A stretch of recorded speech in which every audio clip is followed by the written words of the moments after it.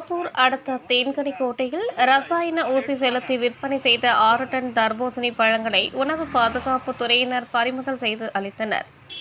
கிருஷ்ணகிரி மாவட்டம் ஓசூர் மற்றும் அதன் சுற்றி உள்ள பகுதியில் தற்போது கோடைக்கு முன்னரே கடும் வெயில் காணப்படுகிறது. இதனால் வெயிலின் வெப்பத்தை தணிக்கவும் நீர்சத்துக்காகவும் சாலையோரங்களில் விற்பனை செய்யப்படும் நுங்கு, குளிர்பானங்கள், பழச்சாறுகள், தர்பூசணிகளை பொதுமக்கள் அதிகம் விரும்பி சாப்பிடுகின்றனர். இதில் குறிப்பாக ஓசூர் மற்றும் தேன்கனிக்கோட்டை பகுதிகளில் சாலை ஓரங்களில் எங்கு பார்த்தாலும் தர்பூசணி பழங்கள் விற்பனை அதிகரித்துள்ளது. வெளியூர் மற்றும் உள்ளூரை சேர்ந்த சிறு வியாபாரிகள் வெளியூர்களில் இருந்து தர்பூசணி பழங்களை வாங்கி வந்து விற்பனை செய்ய தொடங்கியுள்ளனர்.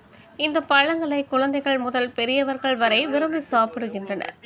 இந்நிலையில் ஒரு சில இடங்களில் விற்பனை செய்யும் தர்பூசணி பழத்தின் உள்புறத்தில் சிவப்பு நிறத்தில் காணப்படுவதற்கு ரசாயனம் ஊசி செலுத்திய பழங்கள் விற்பனை செய்வதாக பொதுமக்கள் குற்றம் சாட்டி உள்ள நிலையில் தேன்கனிக்கோட்டை பகுதியில் இதுபோன்ற ரசாயனம் செலுத்திய தர்பூசணி பழங்கள் விற்பனை செய்வதாக உணவு பாதுகாப்பு அலுவலர்களுக்கு வந்த தகவலை அடுத்து உணவு பாதுகாப்பு அலுவலர் முத்து மாரியப்பன் தலைமையில் உணவு பாதுகாப்பு அலுவலர்கள் தேன்கனிக்கோட்டையில் 9 இடங்களில் ஆய்வு செய்தனர்.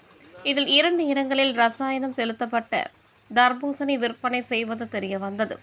பின்னர் ரசாயனம் செலுத்திய 6 டன் தர்பூசணி பழங்களை பறிமுதல் செய்து பேரூராட்சி ஊழியர்கள் உதவியுடன் ரசாயனம் செலுத்திய தர்பூசணி பழங்கள் அளிக்கப்பட்டது. மேலும் இது தொடர்பாக வியாபாரிகளிடம் விசாரணை செய்யப்பட்டு வருகிறது.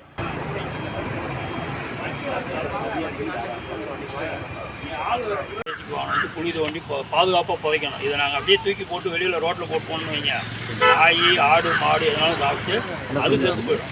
சரிங்களா? இது வந்து பாதுகாப்பான முறையில் நாங்கள் வந்து அதை வெப்சைட் பண்ணணும்.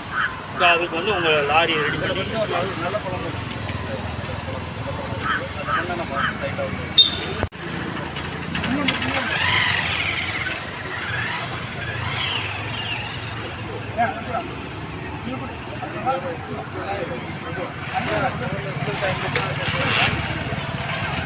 Thank you.